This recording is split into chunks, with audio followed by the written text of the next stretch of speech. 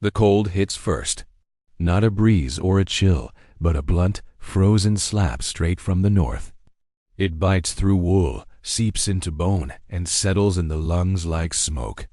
The sky turns iron gray, the ground stiff and bitter.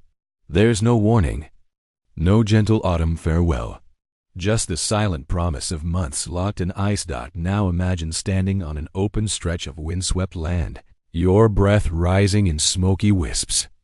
No house behind you, no door to shut. Just the crunch of frost beneath your worn leather boots, the distant howl of wolves in the trees, and the sudden, terrible realization winter is early and your home isn't ready. Most people today wouldn't last a night in that moment. You probably wouldn't survive this. Not without a warm fire, thick walls, and a roof that won't leak when the snow piles high and the wind finds every crack. But for the Vikings, this was life, not adventure, not storybook myth.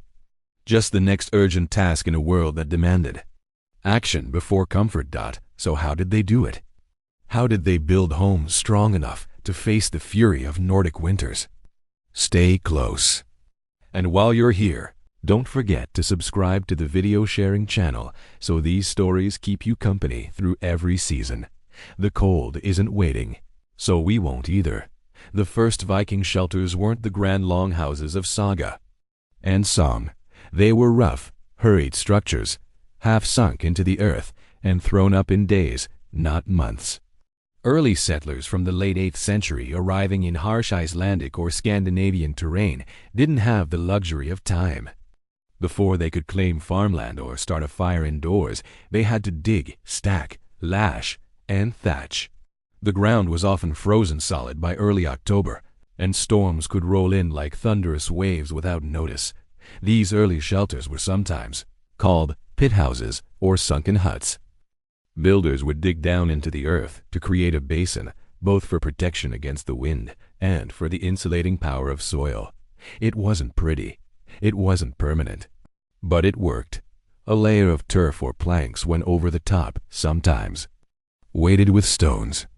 Driftwood, scarce and precious, was lashed together with leather thongs or twisted roots.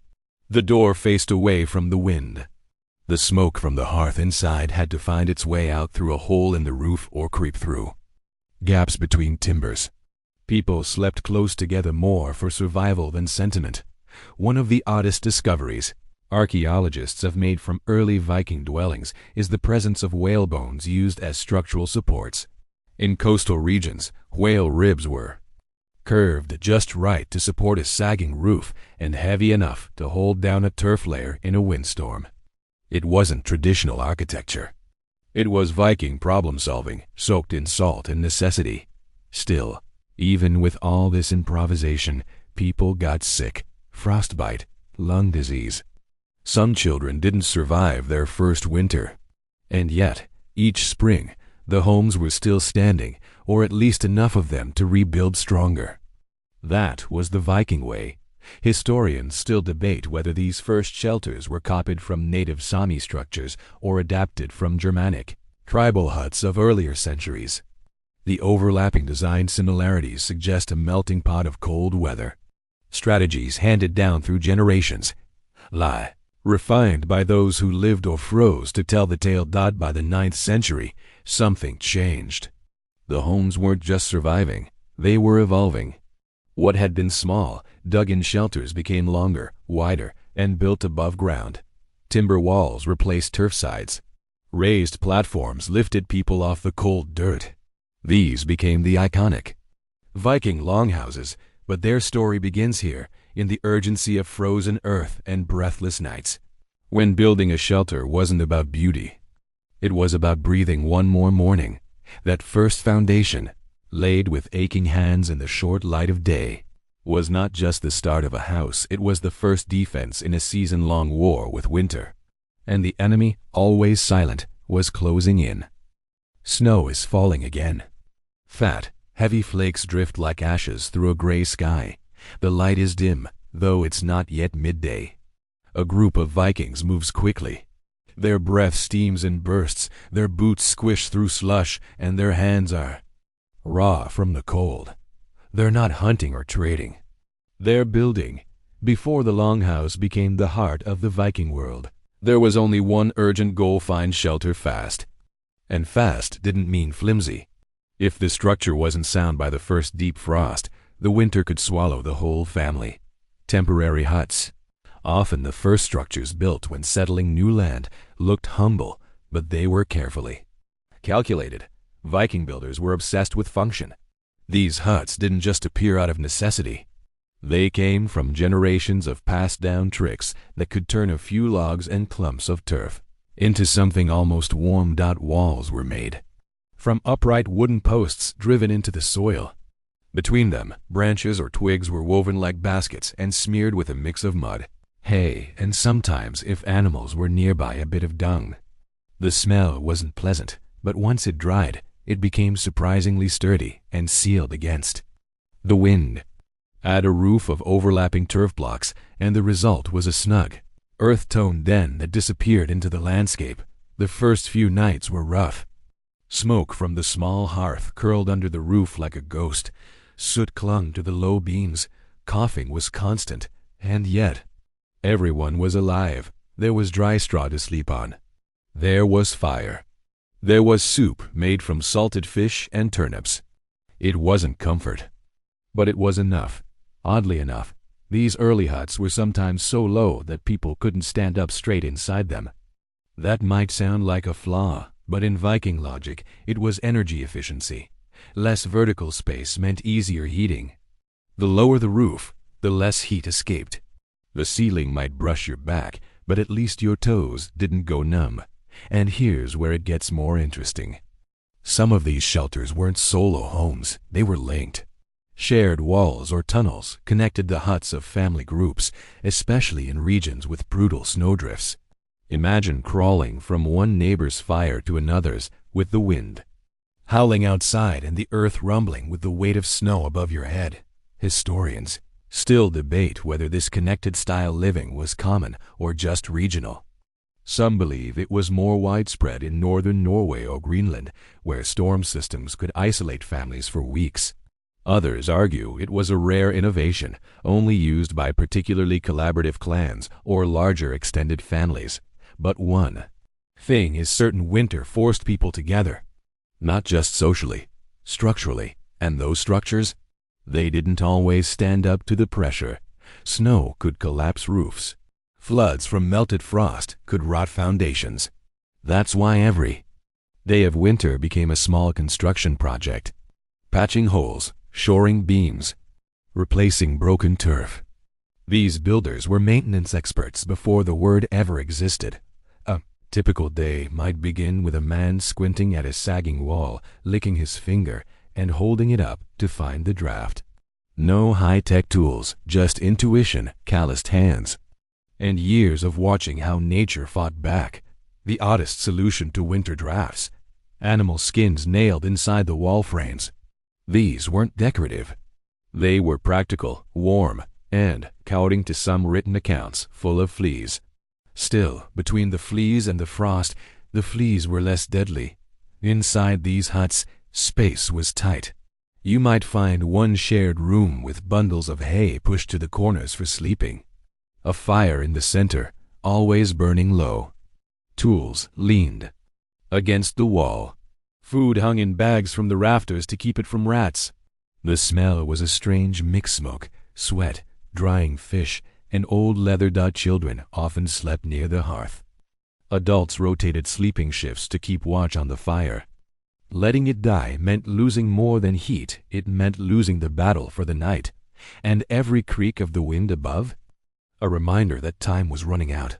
These huts were stopgaps. The goal was always to build something bigger, better. A longhouse. But for now, these quick shelters, mud walls, turf roofs, and drafty beams were the only line between life and the snowstorm outside.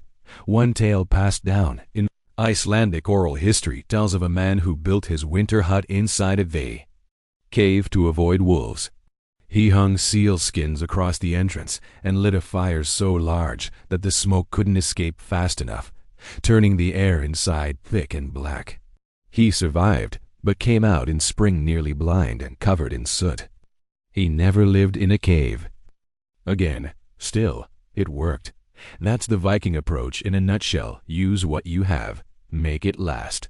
Improve it next time. And as those short days dragged on, one truth settled in like the frost. Even a rough hut, even a smoke-choked den, was better than no shelter at all. A low hum rises through the valley.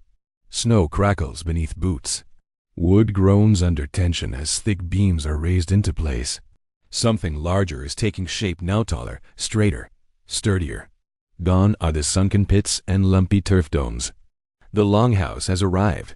Viking longhouses weren't just homes. They were statements, anchors, fortresses against a cruel climate. And they didn't pop up overnight. They grew from centuries of testing and failing and freezing and starting over. At its core, a longhouse was exactly what it sounded like: long. Some stretched over 80 feet. Others even more. They weren't just for one person or even one family. They were for the whole clan, often housing up to 20 people, plus livestock, tools, food supplies, and the occasional half-frozen traveler knocking at the door. The layout was practical. A central hallway ran through the middle like a spine. On either side, raised wooden platforms lined the walls used for sleeping, sitting, working, and sometimes for keeping newborn calves warm. At the very center was the hearth, a long, open fire trench that smoldered from morning to night. The smoke drifted lazily up toward a narrow opening in the roof. If it was windy, it didn't always make it. Despite the smoke and crowding, the longhouse felt like progress, like civilization. It was a place where stories could be told, games could be played, and meat could be roasted without freezing stiff within minutes. An odd feature of many longhouses, particularly those in Iceland and Greenland, was that they were often slightly curved, almost like a ship laid sideways on the earth. Some archaeologists believe this was symbolic, mimicking the form of the vessels that brought settlers across the sea. Others think it was just practical curves handled wind better and required fewer long, straight beams. Historians still debate whether longhouses were always this large or whether the size evolved as families expanded. Was it a matter of status, like a Viking version of keeping up with the neighbors? Or was it pure function, a roof that covered every soul and animal the clan depended on? The building of a longhouse was no small feat. Timber had to be felled in spring or early summer, dried through fall, and transported before snow made the roads impassable. Some families spent years preparing materials. Others bartered or raided for supplies. The foundation was set with deep-set corner posts, angled slightly to account for shifting earth. Side walls were either made from stacked timber or the classic wattle and daub woven sticks packed with mud and straw. A fun little joke among Viking builders: the more crooked the beam, the stronger the house. It wasn't really true, but it made the young workers feel better when nothing fit quite right. Once the frame was raised, the real art began: roofing. Viking longhouse roofs were marvels of cold weather engineering. Sloped on both sides, steep enough to shed snow, but not so steep that turf slid off. Yes, turf. Entire blocks of it, carefully cut from nearby meadows and layered thick across the top.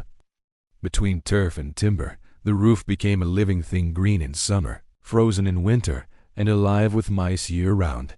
Inside, the design was simple but clever. Small notches were carved into support posts to hang tools and gear. Hide curtains could be strung up to divide space or block drafts. The platforms were covered with woven mats, hay, and thick furs. People slept fully clothed. Boots stayed on. Blankets were shared. Every so often, someone would jab at the roof with a stick to knock off snow before it collapsed, or toss a log into the fire trench and mutter a quick blessing to Thor, just in case. One unusual fact: some longhouses had what might be called privacy holes, tiny, covered vents near the edges of the wall, likely used for, well, human waste. Indoor plumbing, Viking style. Not glamorous, but when the temperature outside is -20, It beats running through snowdrifts in the dark. Building one longhouse could take a small village. Maintenance took even more. Roofs had to be patched every spring. Walls sometimes warped under melting snow. Fires, accidental or otherwise, were a constant risk. It wasn't uncommon to have a second smaller hut nearby as a backup shelter, in case the main house burned or caved in. And yet, once built, these homes lasted. Some were used for generations. Layers of ash and soot under Viking ruins today tell the story of hearth fires kept burning for decades. The longhouse wasn't just a home, it was an ecosystem. It absorbed noise, held warmth, amplified laughter, and muffled tears. It was where births happened, where feasts were held, where people died and were mourned. At night, the wind outside might moan like a wounded beast, but inside there was warmth, fire, and the quiet creak of beams that had held their ground against yet another winter. Step outside a longhouse in winter and the world narrows. The cold stings your eyes, every breath becomes visible. The sky feels closer, somehow heavier.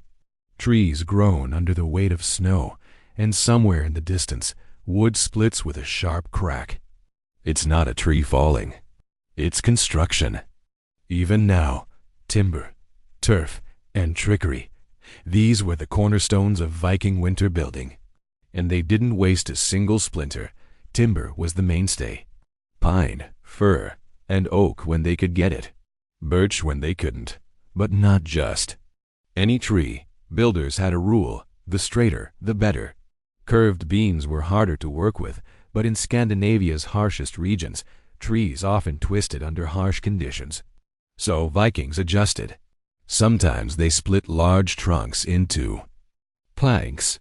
Other times, they used forked branches for roof supports, leaning into the wood's natural shape like they were working with it, not against it.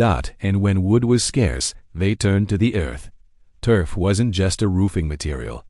It was insulation. It was camouflage. It was abundant. Cut in thick slabs and layered carefully, it acted like natural armor against the elements. Walls packed with turf stayed surprisingly warm, especially when combined with inner wooden panels. One odd practice among Viking builders was the use of seaweed. Yes, seaweed mixed with mud to seal cracks in some coastal homes. It added a layer of weather resistance and held in warmth. Plus, it didn't attract pests the way straw sometimes did. Imagine tucking in for the night beneath a wall that smells faintly of the ocean. Strange comfort, but comfort all the same. Driftwood was a gift. Weathered, smooth, and often already shaped by the sea, it was especially treasured in Iceland, where trees were sparse. A single large driftwood log might be passed down from generation to generation, used in roof beams, furniture, or even doors. There's a famous story of one family naming their home Driftwood Hall after a particularly large log that formed the central beam. That beam lasted 80 years before cracking in a winter storm. To bind everything together. Viking trickery, also known as engineering. They didn't use nails in the way we imagine them. Instead, joints were notched and locked together like puzzle pieces. Leather strips, twisted plant fibers, or even sinew from animals were used as lashing. When frozen, these bindings became rigid and tight, almost like nature's own superglue. Historians still debate whether Vikings invented these joint techniques independently or inherited them from earlier Germanic tribes. The similarities are uncanny. Some argue the precise notch and lock systems used in Viking longhouses rival those found in Roman villas, just colder, muddier, and built with frozen fingers. But here's where it gets really clever. The buildings were flexible literally. Beams were set with just enough give to shift slightly under heavy snow without cracking. It was a balancing act. Too stiff, and the roof snapped. Too loose, and the walls sagged. Viking builders walked that line like seasoned tightrope artists, to reduce pressure on the center of the house. They often built angled support posts just outside the walls like wooden crutches leaning into the home. It wasn't beautiful, but it worked. Some ruins in Greenland still show these leaning timbers standing centuries later, and let's not forget the humor. Among Viking workers, it was said, if your house doesn't groan at night, you didn't build it right. It wasn't just a joke. The creaks and moans of wood under snow were signs the structure was alive, shifting, breathing, holding. Inside, these timber and turf wonders were surprisingly quiet. Snow muffled outside noise, thick walls held in sound. A person could whisper near the hearth and be heard across the room, while storms raged unnoticed beyond the thick turf. One peculiar practice observed in some longhouse ruins was the placement of stones under key beams. Not large foundation stones, small ones, flat, sometimes rounded. Some scholars believe these were used as makeshift shock absorbers, helping the wooden frame adjust to ground movement or temperature changes. Others argue they were spiritual tokens for protection. No one knows for sure. But the stones are there, like whispers from the builders. Even the doors had purpose. Most Viking homes had low thresholds, not just to block wind, but to force visitors to bow slightly as they entered. Respect built into the architecture. And of course, repairs never ended. Every thaw revealed new problems. Warped wood, leaking, turf, collapsing corners. One of the least glamorous winter tasks, shoveling snow off the roof. Not once, not twice. Nearly every day. A boy could be halfway through his breakfast when he heard his father grunt, "Roof's heavy again." And out he'd go, scraping snow off slabs of frozen sod while the wind laughed in his face. Yet through it all, the home stood. Timber, turf, and 1,000 small tricks, none of them glamorous, all of them essential. These buildings weren't made to impress. They were made to endure. And in that, they succeeded. Every winter that passed without a roof collapsing, every storm weathered without the fire going out, every morning someone woke up still warm under that groaning roof, was a small silent victory. The fire crackles low in the center trench. Shadows sway on the walls, cast by flickering flames and oil lamps carved from stone. Above, the smoke curls upward, slow and steady, seeping out through the roof vent. It's warm now, not hot, but warm enough to keep frost from settling on your breath. This is the heart of the home. The hearth. More than a source of heat. The hearth was the soul of the Viking longhouse. Everything revolved around it: cooking, sleeping, gathering, even storytelling. Its glow stretched across generations. Without it, the house was just a pile of logs. With it, it was alive, built into the center of the floor. The hearth was often a long, narrow trench filled with hot coals and ash. Rocks were placed along the sides to retain heat. Some longhouses used small grates or flat iron bars when metal was available. But usually, firewood, thick, dry, and smuggled in from storage, was the star of the show. During the day, the fire burned bright. Meat roasted on spits. Porridge bubbled in iron pots. Bread baked slowly near the edges. At night, it dimmed to glowing coals, still radiating enough warmth to stave off the chill. Oddly enough, Viking longhouses had no chimney. The smoke rose up into the roof cavity and leaked out through a small hole, or just drifted through the thatch. This meant the air inside was constantly smoky. Eyes watered, throats burned. Visitors coughed politely. But over time, residents adapted. Clothes hung from the rafters smelled like pine and ash. Meat cured faster, and insects? They stayed away.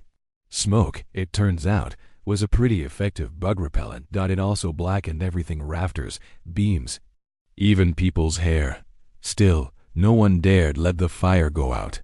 Relighting it in deep winter wasn't just inconvenient, it was dangerous. Without the fire, pipes burst, if there were pipes, water froze, and fingers went numb before dawn. Every home had someone tasked with keeping the hearth alive. Usually the matriarch, or a daughter learning the rhythms of ash and flame. She'd rise before the sun, poke the embers, feed in splinters of wood, blow gently until the fire breathed again. There was an art to it. Too fast, and it smoked. Too slow, and it died. Just right, and the warmth returned, curling up through the floorboards like a welcome sigh. Sometimes when guests entered, they'd pause by the fire, lower their hands, and whisper thanks, not to the host, but to the hearth itself. It had kept them alive before. It might again. Historians still debate whether hearths were also religious spaces. Some argue they were sacred, tied to domestic gods like Frigg or hearth spirits lost to time. Others suggest the reverence came purely from function. Other way, it was common for families to drop offerings, bits of food, slivers of bone, even the first pour of ale into the fire.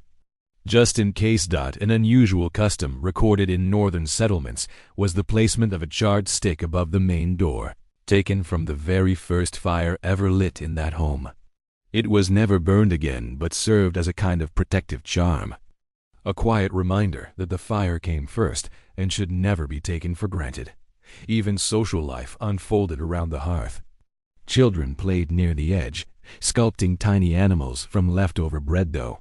Elders told stories of gods, trolls, and great voyages, the smoke wrapping around their words like fog. Occasionally, someone would toss in a joke about Loki stealing the firewood again, a gentle laugh in a hard life. But the hearth wasn't just for warmth or food. It was a tool of survival. Meat was dried above it. Salted fish hung from crossbeams to smoke slowly. Tools were heated for shaping. Clothes, soaked from snow, were draped across benches to dry. Without the fire, life would fray at the edges. During heavy storms, when the roof howled and snow hissed against the walls, families huddled closer to it. They wrapped themselves in furs, leaned on each other, and listened, not just to the wind, but to the fire itself, the pop, the hiss, the settling sigh of burning wood. It spoke to them in rhythms older than memory. One especially odd tradition involved fire etiquette. It was considered rude to spit into the hearth or even pass sharp tools over it. Some believed it could offend the spirits within. Whether real or superstition, the rules stuck. Children were scolded, visitors corrected. The fire was more than fire, it was family. If you had visited a longhouse in midwinter, the first thing you'd feel was the contrast. Icy air at the edges, heat pulsing from the center. Walk slowly enough, and you could trace the temperature gradient with your skin. The hearth didn't heat the room evenly. It heated the life inside it. Sometimes, in homes built with split-level designs, the hearth was even slightly sunken. People would sit around it in a gentle dip, like a bowl of warmth in a cold world. Everything above stayed cool. Everything below glowed. And through it all, the fire never stopped. One morning, after a particularly long night of snow and howling wind, a Viking boy might wake, open one eye, and look toward the hearth. If it was still glowing, he'd smile and roll over. If it wasn't, if the light had gone out, he'd leap from his blanket and run to his mother, panic in his voice. The fire was everything. And so it stayed, day after day, storm after storm. The hearth, the warm, smoky, stubborn heart of every Viking home, was never just flame. It was the quiet proof that they had built something strong enough to survive.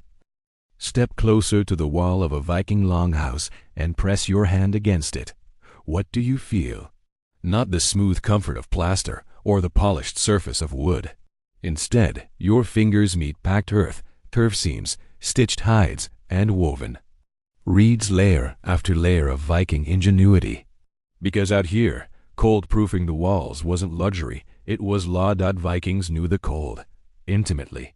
It crept in through floorboards, whispered through nail holes, and clawed at every corner of the home. So they fought it not with fireplaces or chimneys, but with walls that were part engineering, part insulation, and part wild guess. A typical wall began with a timber frame, sturdy posts spaced evenly apart, sometimes driven directly into the frozen earth, other times set on stone foundations if available, between those posts. That's where things got interesting. The classic method was wattle and daub thin branches, or reeds woven horizontally like a basket, then coated in daub, a heavy mix of mud, straw, and dung. Sounds unappealing? Probably smelled worse while wet. But once it dried and hardened, it created a shockingly durable shell that resisted both wind and the occasional board goat. And then came the magic. Moss was the Vikings' best-kept secret for insulation.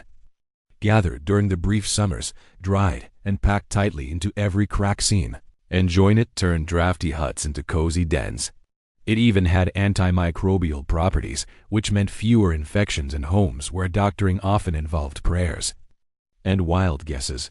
Oddly enough, some homes also used sheep's wool, not the fluffy, clean stuff we think of today, but raw clumps, sometimes still slick with lanolin.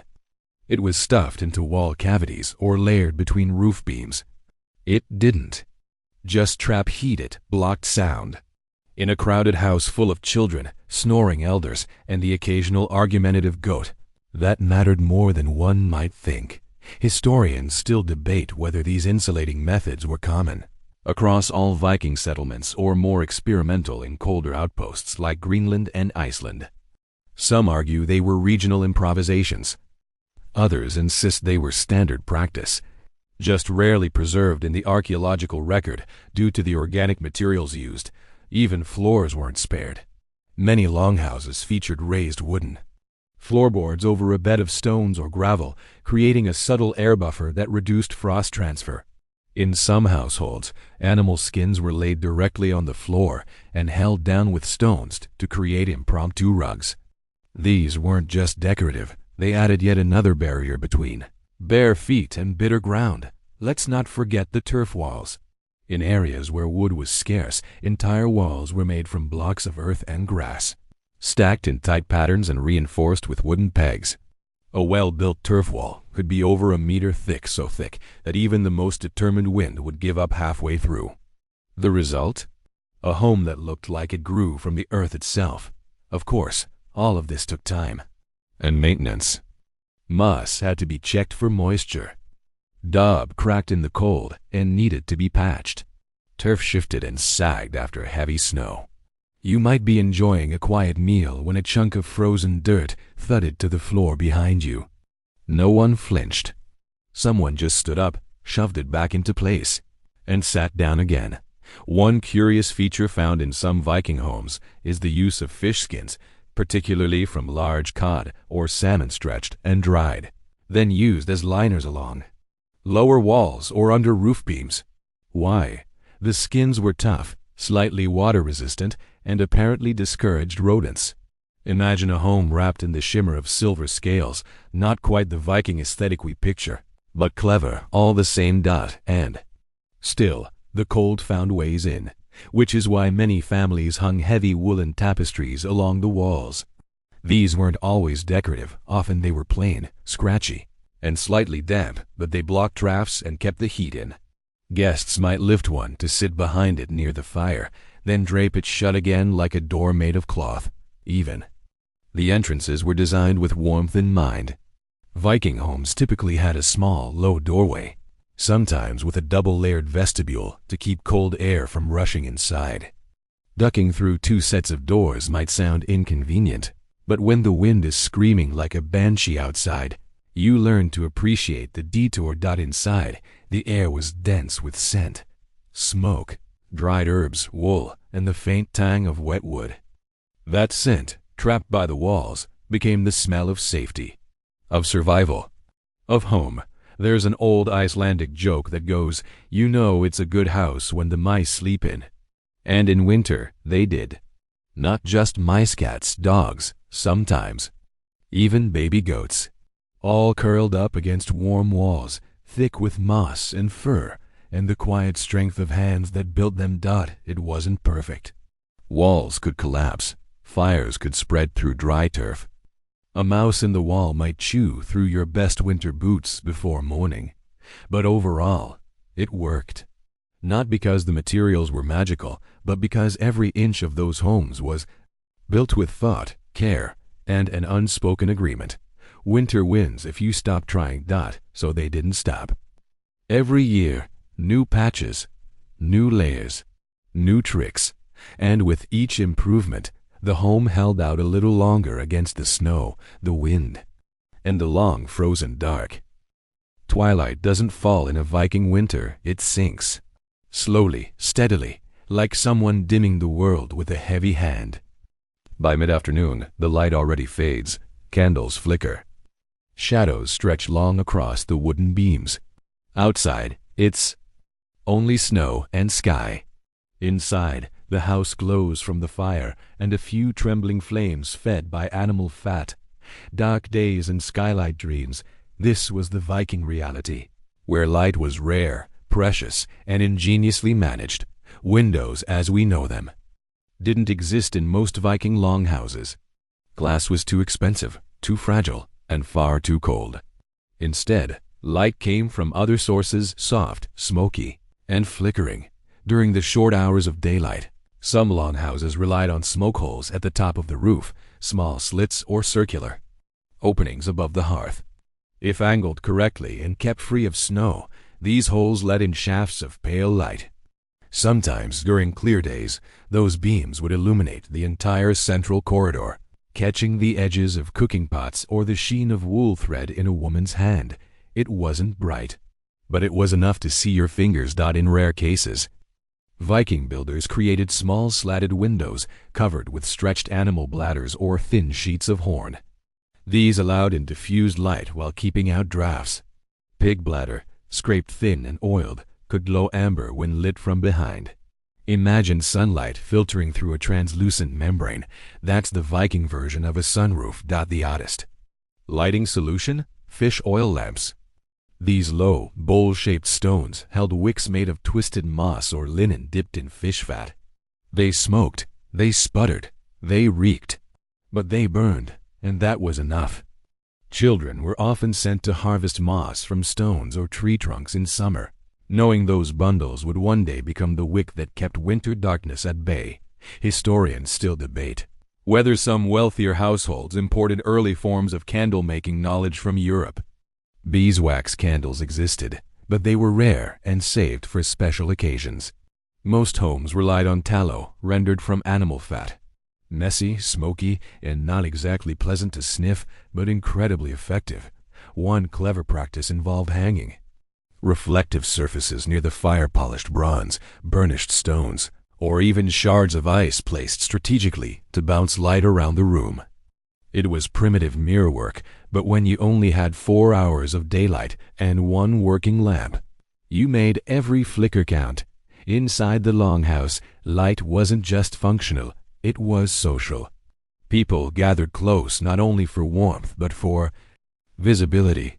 Mending clothes, whittling handles, spinning yarn, these daily tasks clustered around the same glow. If someone moved a lamp, others grumbled. If a child knocked one over, there was shouting. After all, spilled oil could mean a week. Without light in one corner of the room, and then there were the sounds of Viking winter evenings. The crackle of fire, the hiss of fat in a pan, the low murmur of voices softened by walls thick with moss. Laughter rose like sparks. Stories, half-whispered, filled the room with more color than any flame. One strange auditory trick, the echo of snow. When heavy snow piled up outside a turf roof, it insulated sound so completely that the longhouse would fall almost completely silent. No wind, no creaking, just the occasional pop of the fire or a distant snore. Some called it the deep quiet, a peace so thick it was said even ghosts paused to listen. To break this darkness, people created patterns of light, small rituals, lamps lit in a certain order, shadows traced on walls, children making dancing shapes with their hands against the flickering glow. Even light became part of the family rhythm. One tradition told of dream windows, imagined windows painted on the walls in charcoal, where children could pretend to look out and see the stars. These drawings might show stars, trees, or even sea dragons drifting across the imaginary sky. No one believed they were real. But in the long dark, imagination was as valuable as firewood. Of course, light had its dangers. Open flames near thatch or turf could lead to disaster. Fires were constant threats. That's why Viking children were taught, almost before they could walk, how to spot a burning smell, how to carry water, How to douse a dropped lamp with a wool blanket. It wasn't dramatic, it was survival. In many homes, the lampstone, flat rock used for resting burning wicks, was passed down from generation to generation. Like the hearth, it carried meaning. A lampstone blackened by years of use told stories in soot. Cracks from past winters, scorch marks from clumsy hands, even the carved initials of children now grown and gone. And when the night stretched too long, when no lamps seemed to burn quite bright enough, people turned inward.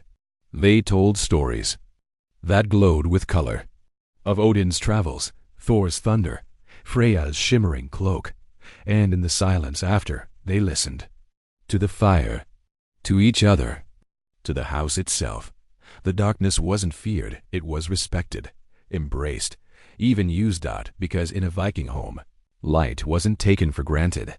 It was invited in, carefully preserved, and lovingly shared.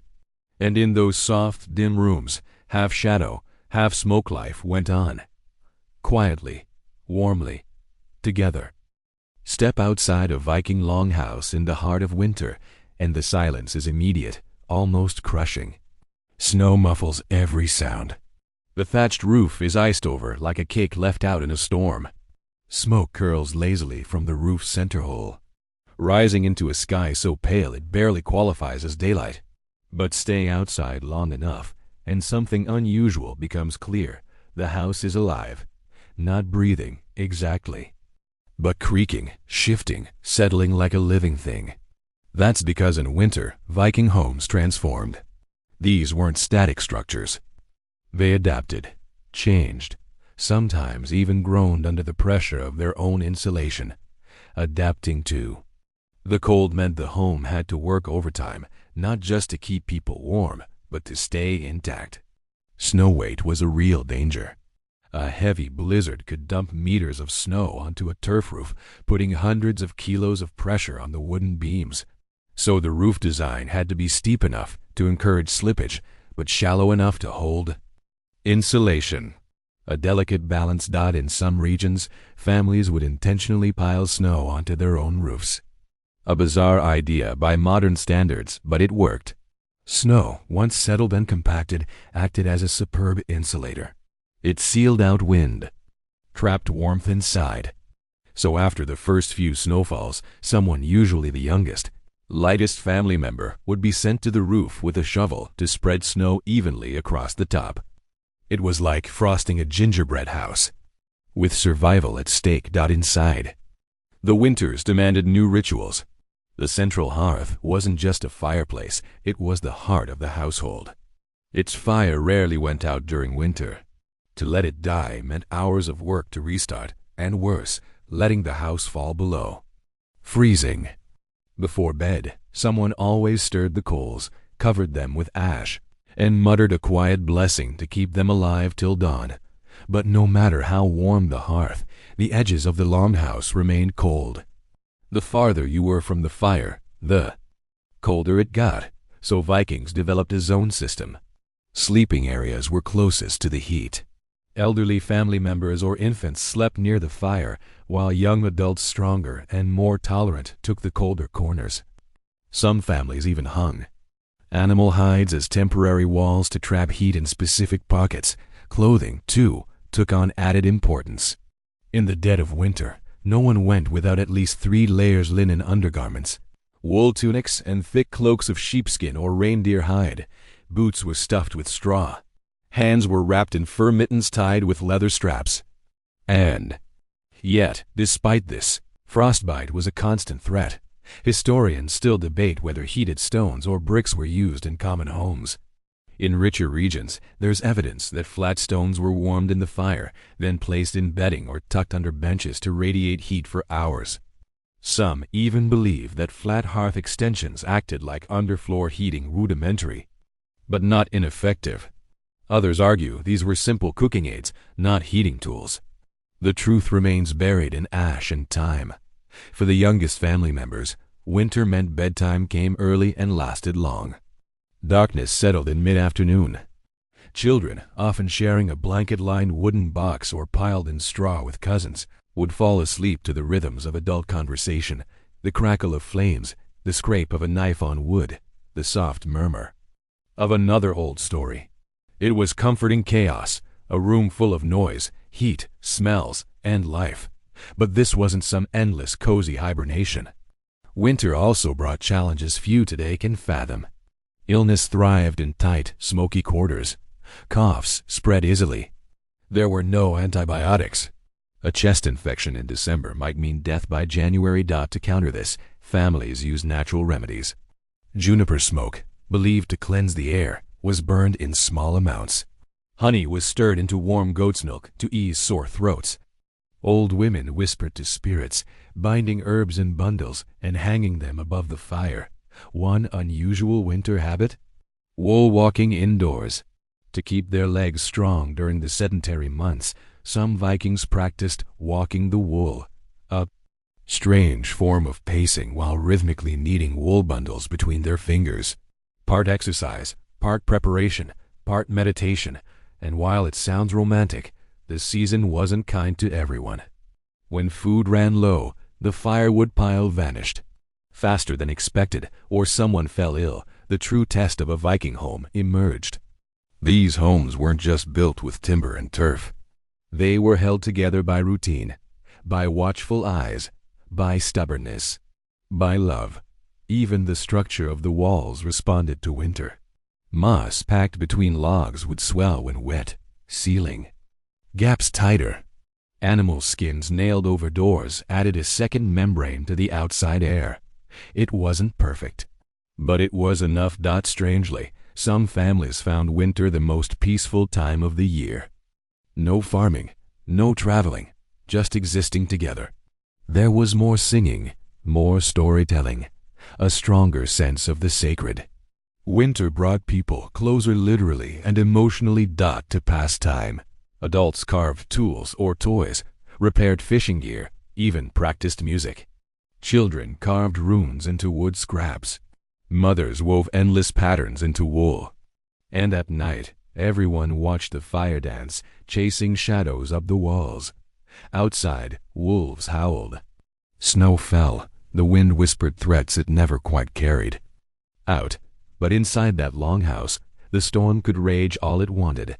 The fire was alive. The home stood firm.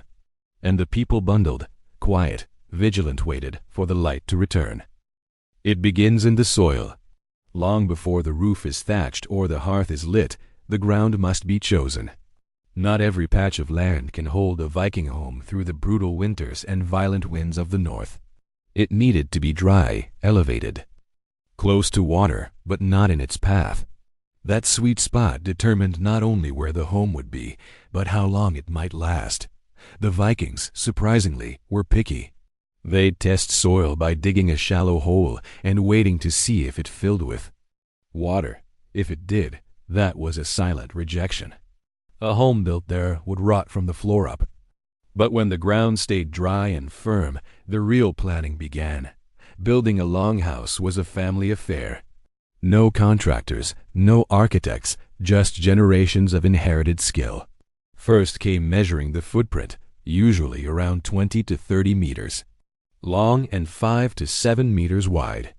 That's a large space, enough to house animals, store food, and shelter sometimes a dozen or more people. Stakes were driven into the earth to mark out the dimensions, each one hammered by hand and adjusted with little more than rope and judgment. Then, something almost spiritual happened. A quiet pause. The site was blessed. Not always with ceremony, but always with intention. A piece of bread buried. A splash of ale poured. A whisper to the land spirits. The Vikings didn't worship the earth, exactly, but they respected its mood. Then the digging began. Trenches were carved for the walls. Not just to mark them, but to receive the foundation posts, massive wooden beams, sometimes from old ships or ancient trees. Oak was ideal, tough, rot-resistant, and symbolic of strength. These posts were driven deep, anchoring the longhouse like roots of a tree. Now, the walls. If stone was available, it might be used as a base layer. Otherwise, walls were built of wattle and daub, or more often in the north, turf blocks. Imagine building with earth bricks thick, damp, and heavy. These turf blocks were cut with spades into rectangular chunks and stacked like loaves of dark rye bread. Between them, thin branches or hazel rods created a flexible weave, and the whole wall was then packed tight with moss, manure, or mud to seal it from the wind. You could smell the wall before you touched it, earthy, slightly sour, always damp. Some modern researchers argue this method was primitive, but historians still debate whether turf homes were a sign of poverty or practicality. Some see it as desperation, using what was available when timber ran low. Others believe turf was chosen deliberately, a superior insulator and symbol of deep connection to the land. The question is still alive in academic circles. As the walls rose, a curious addition appeared, the wind eye. Today, we'd call it a window, but it wasn't made of glass. Instead, it was a small, shuttered hole, often covered with stretched animal bladder. It let in a dim yellow light and, more importantly, let out the thick, bitter smoke from the hearth. Sometimes the wind eye doubled as a lookout, a peephole into the wilderness. The roof was the crown jewel, crafted from overlapping planks or thatched with reeds or covered in sod. Sod roofs were peculiar and beautiful living roofs in a sense. They grew moss, sometimes even flowers. Birds nested in them. They required maintenance. Vikings trimmed their rooftops the way one might prune a garden. A long stick with a blade at the end did the job. Funny, isn't it? A man might climb his roof in summer, not to fix a leak, but to weed it. Then came the central beam, the ridgepole. This was the spine of the house, the piece that everything else leaned against. Erecting it was a moment of triumph and stress. If it cracked, the house might fail before it began. Entire families would stop and watch, holding their breath as the ridgepole was lifted into place, often with ropes and raw muscle. When it held, there were cheers, jokes. Someone usually fell in the mud. Inside, the layout was deliberate. There was a sunken walkway down the middle, flanked by raised platforms on either side. Those platforms served as beds, benches, storage, and more. Animal pens were often tucked into the far end of the home, and the smell, yes, it was bad. But heat from animals helped warm the space. In fact, their breath and bodies were part of the heating system. Whether they liked it or not. To keep the space livable, the floor was regularly swept with birch branches. Not just to clean, but to scent.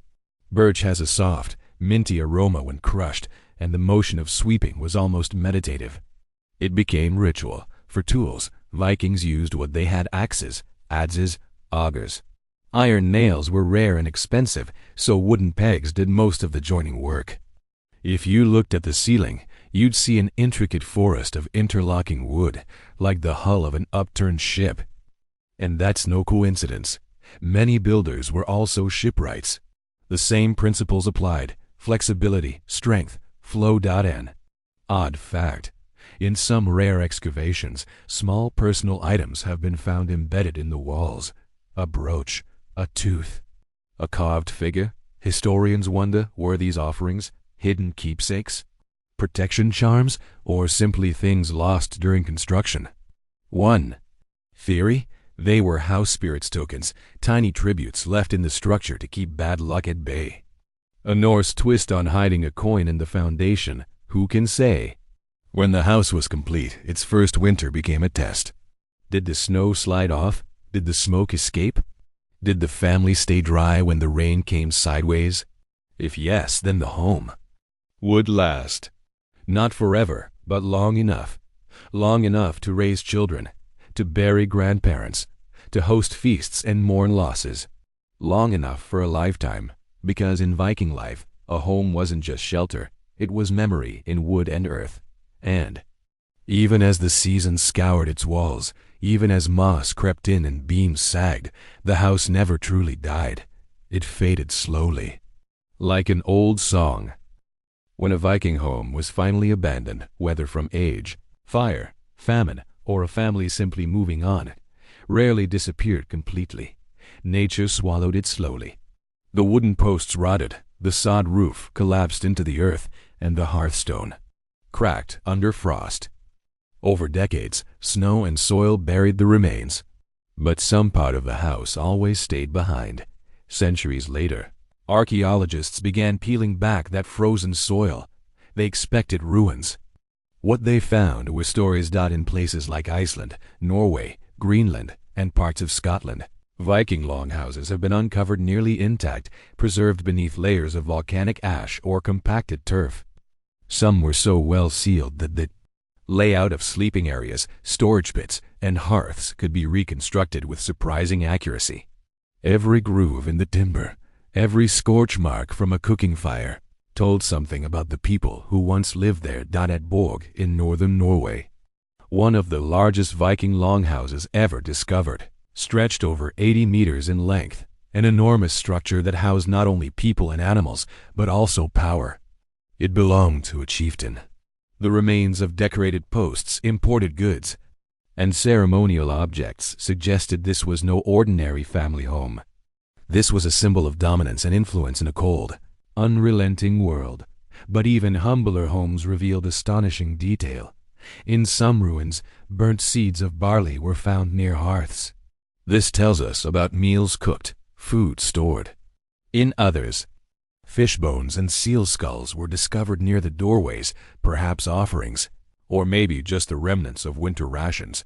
One site in Greenland revealed a house with double-thick turf walls, suggesting a particularly harsh winter period. Or perhaps a builder determined to defy the Arctic wind.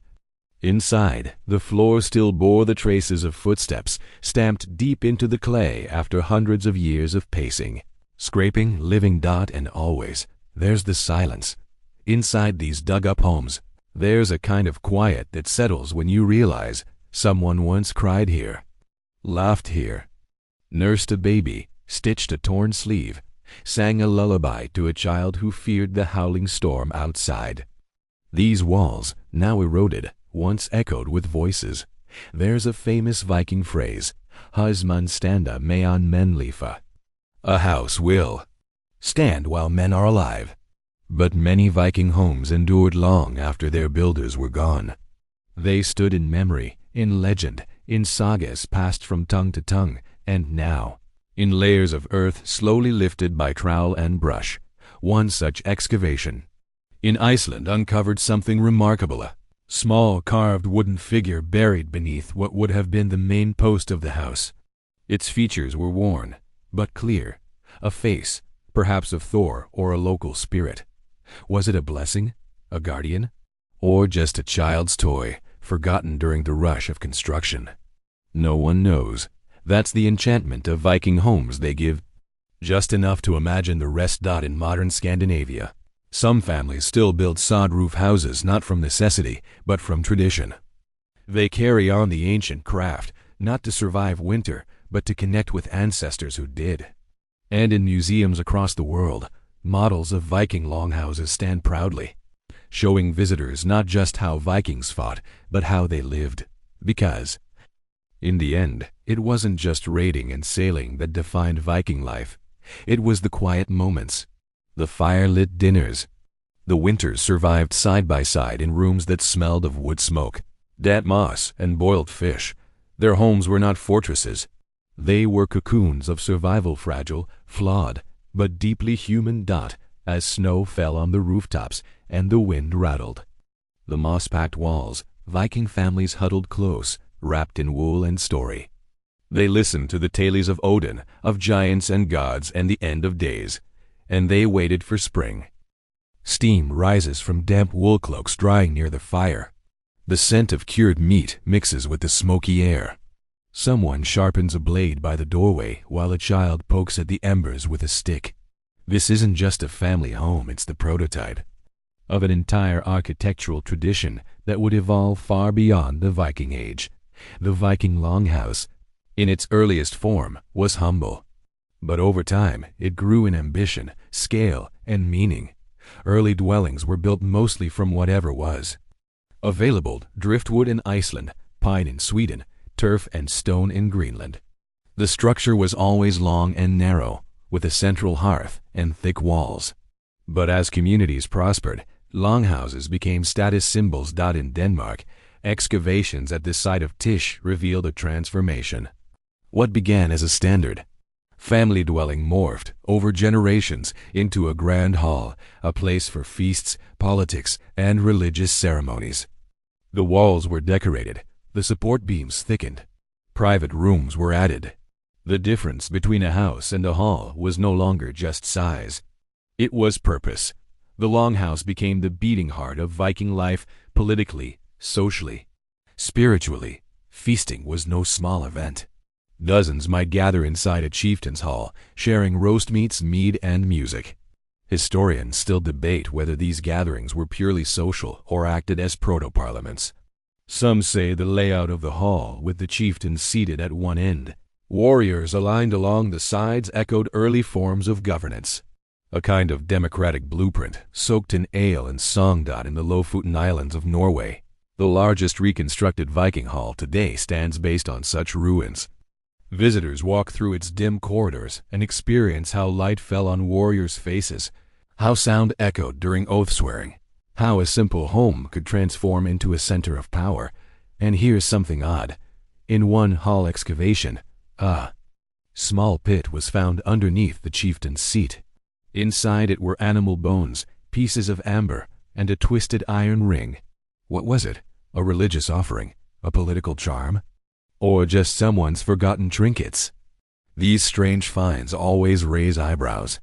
One theory suggests that Viking leaders buried magical objects under their seats to connect themselves to the land's spirit, literally grounding their authority in the earth itself.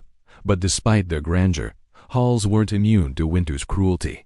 Thick walls and packed hearths could only do so much. At times, smoke filled the halls entirely, forcing everyone to crouch low just to breathe. Comfort was relative. Survival was success. In Iceland, the saga of Egil Skallagrimsson describes a night where smoke trapped inside a hall grew so thick that even warriors passed out, only for Egil to heroically break a roof plank and vent the fumes. Was it fiction? Perhaps, but it mirrors a real architectural flaw of these great halls: the absence of chimneys. A bold innovation the Vikings never quite got around to. Over time, some longhouses were expanded sideways, forming T-shaped or cross-shaped structures. These weren't just architectural experiments, they were adaptations. A side wing might house livestock. Another might store grain. Or perhaps keep in-laws conveniently distant during long winters. Still, the central hearth remained sacred. It was never moved, never ignored. Historians agree. The hearth was more than a fire pit. It was a symbol. Births, deaths, meals, oaths all happened near it. There's speculation that ashes from the hearth were sometimes collected and used in rituals, or even sprinkled on wounds as a form of blessing. In one case, archaeologists found a ring of human teeth buried around the hearth of a Viking home. In Sweden, two intentionally placed to be accidental. Perhaps a rite, a charm, a warning. No one knows for sure, but by the end of the Viking Age, around the late 11th century, the longhouse began to fade. Stone construction took root.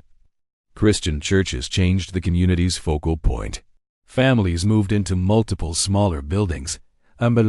Separation of living, working, and spiritual spaces.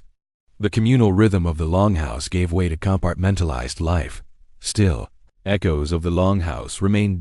In rural Scandinavia today, some barns and communal halls are still built in elongated shapes with fire pits in the center and turf.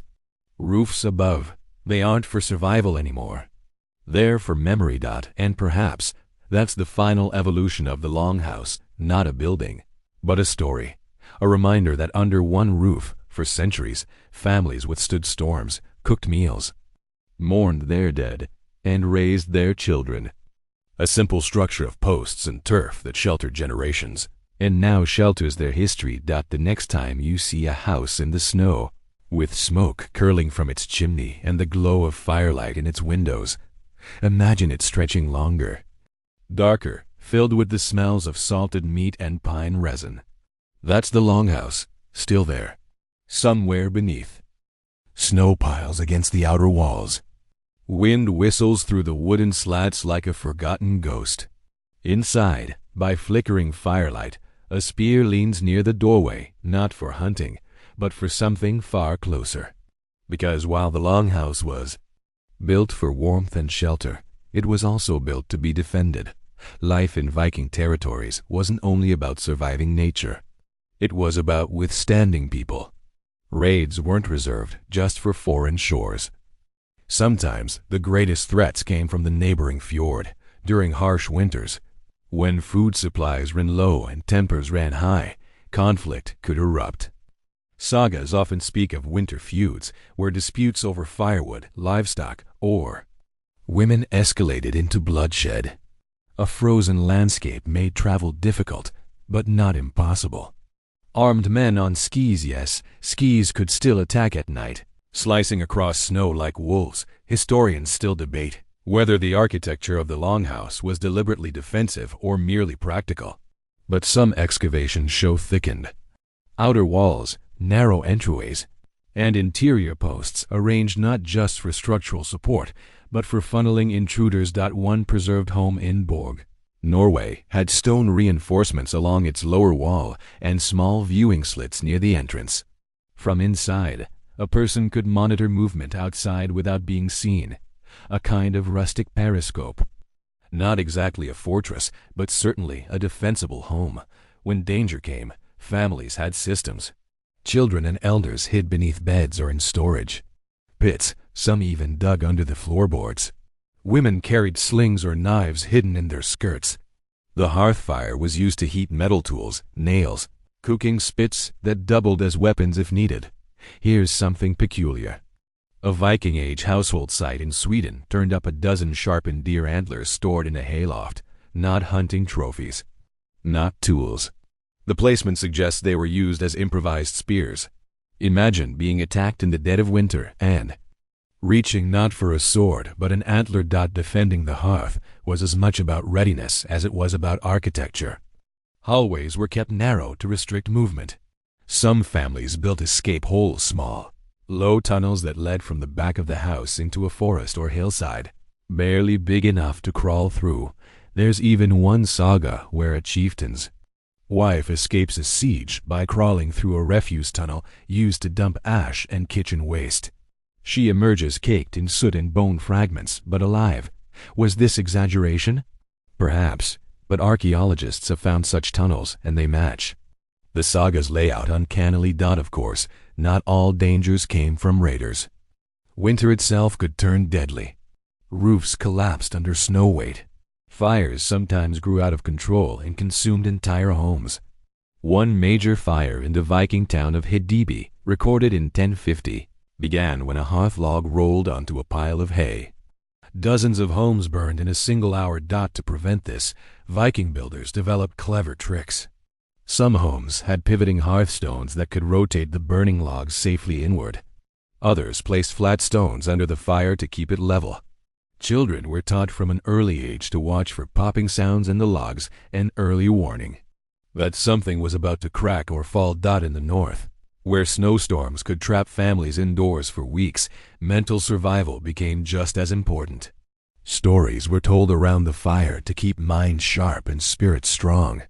Riddles, legends, even impromptu songs were tools against isolation. Elders were living libraries. One historical event paints this vividly. The winter of 873, recorded in the Icelandic annals, was among the harshest on record. Crops failed. Sea ice choked the fjords. Entire villages were cut off.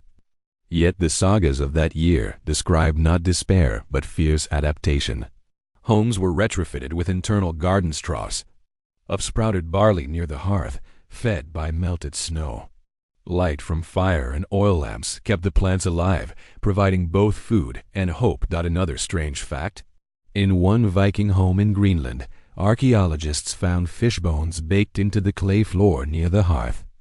Not dropped by accident, but intentionally mixed into the building material. Why? One theory suggests it helped retain heat. Another says it was for luck. Either way, it worked. Those hearths are still intact. As winters worsened, families also built double-layered walls, with moss insulation in between. Some even used seaweed as an inner stuffing. The smell? Probably not great. But warmth came first. And in the deepest parts of the longhouse, where the animals slept and warmth pooled, people gathered for warmth. Forget privacy, grandparents, toddlers, warriors, goats, all sharing body heat in one long, snoring bundle. Even enemies, on rare occasion, were taken in. One story tells of two rival clans who, after a skirmish, were caught in the same blizzard. They took shelter in the same cave. For 3 days they passed around dried fish, told ghost stories, and forgot their feud until spring. When the thaw came, they resumed fighting. But never again during winter, because by then everyone understood winter was already the hardest enemy. The winter outside never truly left the Viking soul. Even in spring, the way homes were built and lived in carried the memory of frostbitten days and long, hungry nights.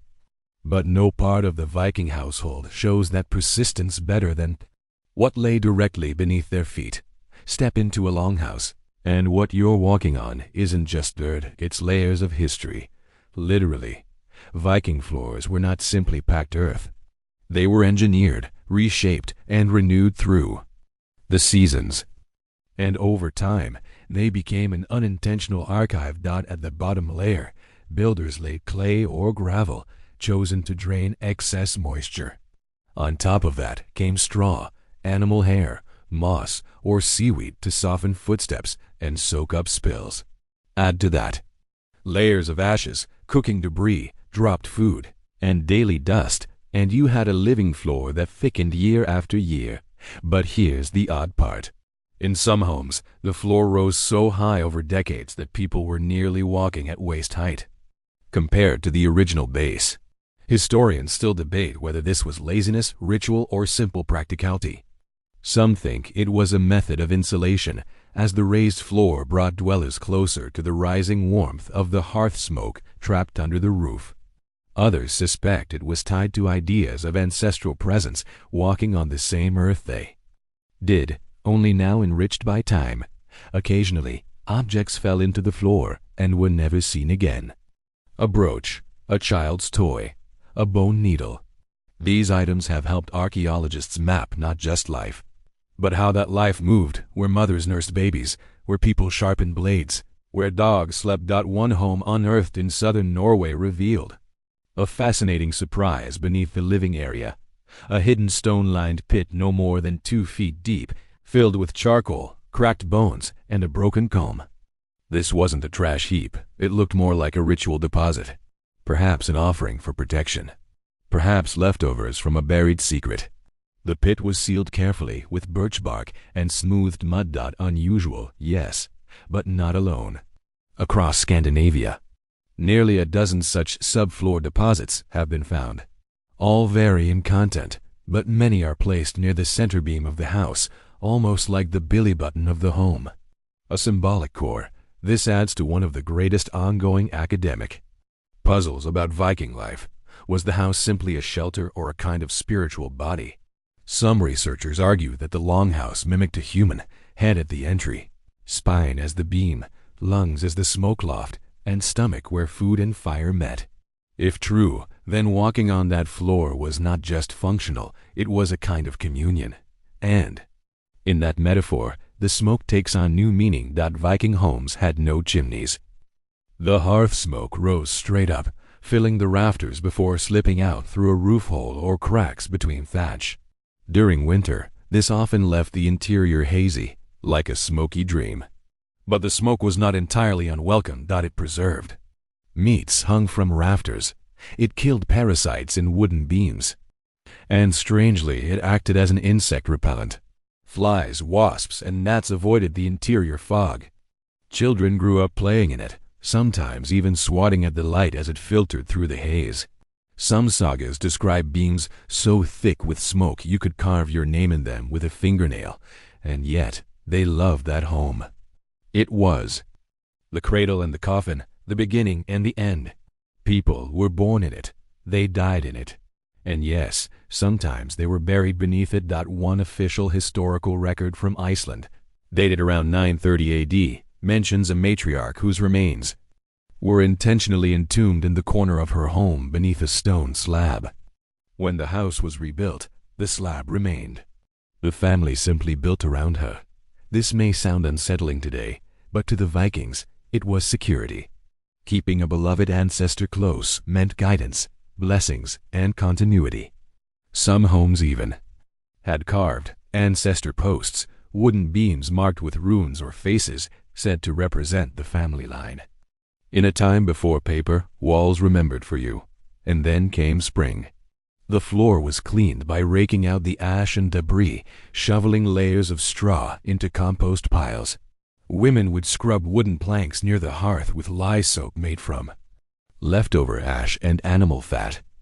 Children fetched new moss to pad bedding. But here's a curious find.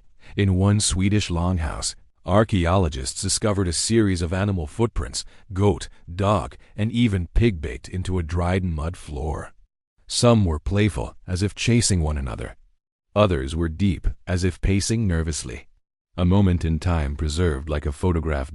So if you think the floor was just a place to stand, think again. To the Vikings, it was memory, ritual, security, and silence. Even now, walk into one of those preserved homes and you'll feel it. The uneven earth beneath your shoes, the packed down years, and the quiet press of lives that once burned so brightly beneath a roof of snow. The roof, the beams, the hearth, all were vital, but no feature of the Viking longhouse bound a family together more literally than the sleeping arrangement. When the frost came biting, what mattered most wasn't where you ate, it was who you shared warmth with. A Viking longhouse didn't have bedrooms. There were no doors to close, no beds to claim.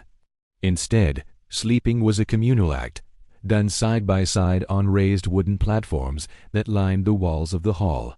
Covered in straw, sheepskins, wool blankets, or sometimes seaweed insulation.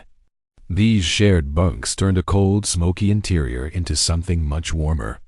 Not comfortable by modern standards, but comforting in the way that only shared survival can be. And no, there was no real privacy. Grandparents, parents, children, even guests, everyone huddled together in the flickering light of the hearth. Whispered conversations, snores, creaking wood, an occasional cough, it all became a kind of lullaby. Some sagas tell of lovers sneaking soft touches in the dark. Others warn of children wriggling too close to the fire and getting their tunics singed. Still others joke of dogs curling up between people like furry separators, hogging warmth with smug little sighs. Odd as it may seem, this way of sleeping wasn't just out of necessity, it was ritualized. A peculiar example comes from the eastern coast of Iceland. In a home dated to around 940 AD, archaeologists found a narrow wooden divider with runes carved down the side. Translated roughly, they read, "Between brothers, warmth remains. Between enemies, ash." It's still unclear if the divider was symbolic or functional, but it's a rare example of sleep space being mocked by belief. Historians still debate whether Vikings had structured sleeping rules or whether people just took whatever space was open. Some argue that the eldest got the warmest spot near the hearth. Others believe children slept closest to the fire to stay healthy, while adults curled around the edges. Whatever the arrangement, snuggling wasn't optional. It was life-saving, and in these sleeping quarters, night became something almost sacred. Evening routines were as predictable as sunrise. The hearth would be stoked one last time. Embers were carefully banked with ash to keep them smoldering through the night. Doors were barred with a wooden plank, locking out snow, wind, or wolves. Then came the silence. Here's a fascinating tidbit. Some Viking homes had a small wooden hole in the wall, not for light, but for sound. Scholars call it a listening hole. It allowed someone to place their ear to the outside to hear footsteps or animal noises during the night. Essentially, a prehistoric baby monitor or maybe burglar alarm. Odd, but undeniably clever. In the dead of winter, with 18-hour nights and temperatures dipping far below freezing, sleep wasn't always restful. People woke up to tend fires, relieve themselves in a side room or chamber pot, or soothe the crying child. But these interruptions had their own rhythm. A few medieval Icelandic texts mention first sleep and second sleep, separated by an hour or two of wakefulness. People use this time to pray, stoke fires, even share stories. A natural rhythm born from darkness and necessity, not electricity. It's in this in-between space between dreams and chores that oral history flourished. Elders would share tales of sea monsters, of the All-Father Odin, or of long-dead heroes sailing the misty fjords. And the children listened, nestled between wool blankets and the soft breathing of sheep in the corner pen. Yes, animals often slept inside, especially during the coldest months. Smaller livestock like goats, chickens, and piglets were brought into the longhouse for protection. Usually housed in a small stall at one end of the hall, they added not only heat, but a kind of sleepy soundtrack. Imagine drifting off to the slow clucking of hens and the occasional snort of a contented pig, and then there was light, or the lack of it. After the fire dimmed, the Vikings used oil lamps made from soapstone, filled with fish or seal oil. The flame burned low and steady, casting long shadows on the timber walls. Some longhouses even had light niches, small cutouts in the walls to hold a lamp, almost like a medieval nightlight. These were often placed near sleeping areas, giving a faint glow that softened the dark without fully breaking it. In some preserved homes, blackened patches on wall beams still show where flames once flickered night after night. There's even a tale from the Orkney Islands about a boy who refused to sleep unless his mother lit the ghost lamp, a small lamp left burning by the hearth to keep away spirits. Whether it worked or not, no one dared blow it out. And yes, sleep wasn't always peaceful. Between the creaking beams, the shifting animals, and the howling winds, nightmares were part of the routine. One curious find in a burial site near Ribe, Denmark, is a small carved amulet made from antler, shaped like a sleeping woman wrapped in snakes. Scholars believe it may have been used to ward off night terrors, an early kind of dream catcher. Viking-style. These charms, tucked into bedding or hung on bedposts, were part of a quiet spiritual war fought in the dark. But not all fears came from within. Sometimes strangers came knocking. There's one recorded event from the 11th century in Hidibi of a trader arriving at night during a blizzard. He was let in, given a bowl of warm broth, and allowed to sleep beside the hearth with the dogs. By morning, he had disappeared, but the next day, a sack of foreign spices was found at the doorstep. Coincidence? Gift? Ghost? No one could say. But after that, the family began leaving a bowl of broth out each night in winter, just in case. These stories may seem like folklore, but they're built from real routines, real fears, and real cold. So the next time you fluff your pillow or slip into a soft bed, imagine the crunch of straw beneath you, the weight of wool, the soft pressure of your cousin's elbow in your ribs, and the rhythmic bleat of a goat who's decided to lie on your feet. Sleep, for the Vikings, wasn't just rest. It was survival. Centuries have passed since smoke rose from Viking hearths, since laughter and lullabies echoed in long houses blanketed by snow, and yet these homes are not gone. They linger in the soil, in the sagas, and in the frozen earth that guards their secrets like a jealous spirit. Across Scandinavia, archaeologists have uncovered the skeletal remains of Viking homes, dark soil outlines where timber once stood, fragments of wall posts, scorched hearthstones, broken spindle whorls. What survives is not grandeur, but clues, delicate and detailed. That whisper of daily life lived with fierce simplicity. In places like Borg in Lofoten, Norway, excavations revealed the largest known Viking longhouse, over 80 meters long. Its massive structure, reconstructed nearby, shows how architectural ambition could thrive even in the harshest climates. Sod roof, central hearth, thick timber walls, everything pointed to one mission: endure. But it wasn't just the wealthy who built to last. Near rural settlements, Smaller longhouses have been unearthed with modest dimensions, just 15 to 20 meters long.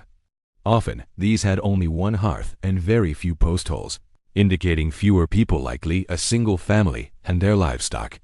Yet the same care was taken: turf layered for insulation, drainage ditches dug to carry meltwater away, and floors meticulously packed with clay and straw to resist dampness. Some of the most revealing discoveries came not from what was preserved, but from what was abandoned. In the settlement of Jarlshof in Shetland, one home showed clear evidence of seasonal use. Tools were left scattered, food stores had dwindled, layers of ash were mixed with drifted snow sediment, all signs that the inhabitants had evacuated during a particularly brutal winter, never to return. Their story, one of migration, hardship, and perhaps loss, still lies half buried beneath moss and stone. Yet for all we know, much remains hidden. Viking homes were built low, of organic materials that rotted quickly. Wooden beams collapsed, sod roofs flattened. What remains are stains, dark patches of earth, rings of post holes, and charred lines marking where walls once stood. To a trained eye, these are blueprints. To the untrained, just patterns in dirt. But one rare exception proves just how much we've yet to uncover. In Iceland's Jökulsárlón Valley, buried beneath layers of volcanic ash from a 1104 eruption of Hekla, lies the farmstead of Stang. Preserved almost perfectly in place, this longhouse was frozen in time. Inside, researchers found cooking utensils, spindle whorls, and even fragments of woven cloth. Here, winter stopped time. Today, the reconstructed version of Stang stands as a museum: stone walls, turf roof, wooden frames, and offers modern visitors the eerie sense of walking inside a memory. Yet the legacy of Viking homes goes beyond ruins and reconstructions. It lingers in the architecture of Nordic culture today. The turf house designs influenced Icelandic rural homes into the 19th century. The open hearth design inspired the layout of communal meeting halls across Scandinavia. Even the concept of hygge, a Danish word now synonymous with cozy living, has its roots in the Viking experience of creating warmth, comfort, and kinship in the face of bitter winters. But perhaps the most powerful legacy is in the way Vikings approached home building, with purpose. These weren't just shelters. They were tools of survival, symbols of identity, and temples of storytelling. Every wall held breath, every roof beam held dreams, every hearth guarded family, and they weren't static. Season to season, homes were repaired, adapted, expanded. A new stall for lambs, a thicker thatch layer, a carving over the doorpost to keep out trolls. These homes evolved as their people did. Even their destruction told stories. In one burned longhouse in Gotland, carbon dating revealed the fire happened during a known period of clan feuds. Embedded in the ashes was a broken sword and a bent brooch. Not all homes fell to storms, some fell to vengeance. This duality, home as haven, home as battlefield, is part of the Viking legacy too, and we're still learning. New technologies, like ground-penetrating radar, have revealed previously unknown settlements buried beneath forests and farmland. In southern Sweden, a cluster of longhouses discovered in 2023 suggested a communal winter building site where multiple families may have cooperated to raise structures before the snow fell. These findings challenge the myth of Vikings as lone warriors and instead paint them as community builders. Literally. And with climate change melting permafrost in parts of Scandinavia, artifacts once locked in ice are resurfacing. Scraps of textiles, wooden door hinges, stone lamp fragments, all parts of the puzzle. So what does this mean? It means the Viking home was never just a place. It was a philosophy. Built to endure. Build with the land. Build for the storm. Whether atop wind-blasted cliffs or nestled in sheltered valleys, every Viking home was a promise that life could go on, that stories would be told, that warmth would be found again no matter how cold the world became. Even now, as snowdrifts settle over the ruins of their world, the quiet shapes of longhouses still press against the earth, and if you listen close enough, Perhaps you can still hear the echo of footsteps on packed clay, the crackle of a turf-roofed fire, or the sigh of a sleeping child wrapped in wool. Dreaming of spring. Because the Vikings built for winter, but they always believed in spring.